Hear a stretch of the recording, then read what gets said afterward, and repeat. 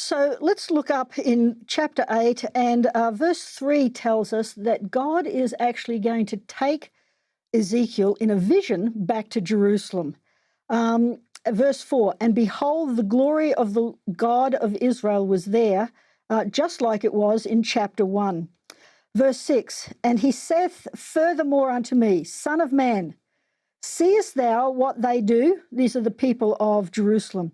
Even the great abominations that the house of Israel committeth here, that I should go far off from my sanctuary.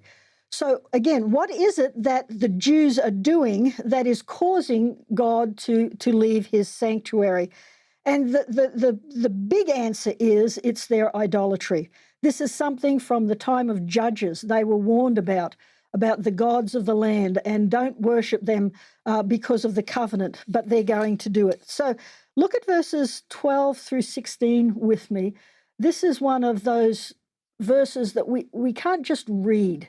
We've got to feel, because this is God's response and how he's feeling about what's happening.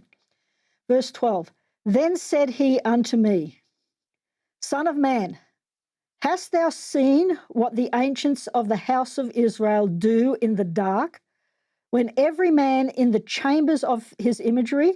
For they say, the Lord seeth us not, the Lord hath forsaken the earth. God has left us, so what do we do? And God's not going to see what we do. We can do it in secret. But the answer is God does see, and it pains him. And he said unto me, turn thee yet again, and thou shalt see greater abominations that they do. Then he brought me to the door of the gate of the Lord's house, which was towards the north, and behold, there sat women weeping for Tammuz, an Amorite god.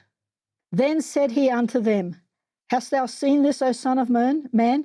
Turn thee yet again, and thou shalt see greater abominations than these. And he brought me into the inner court of the Lord's house.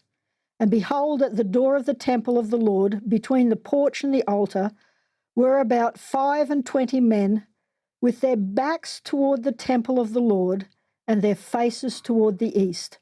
And they worshipped the sun towards the east. Can you feel what God must have been feeling here? All that he has done for Israel, all of the prophets that he sent, all of the ways that the covenant he has sent with them. But the people in Israel are turning their backs on him, and they have chosen other gods besides him. So the temple now was becoming this place for the worship of other gods.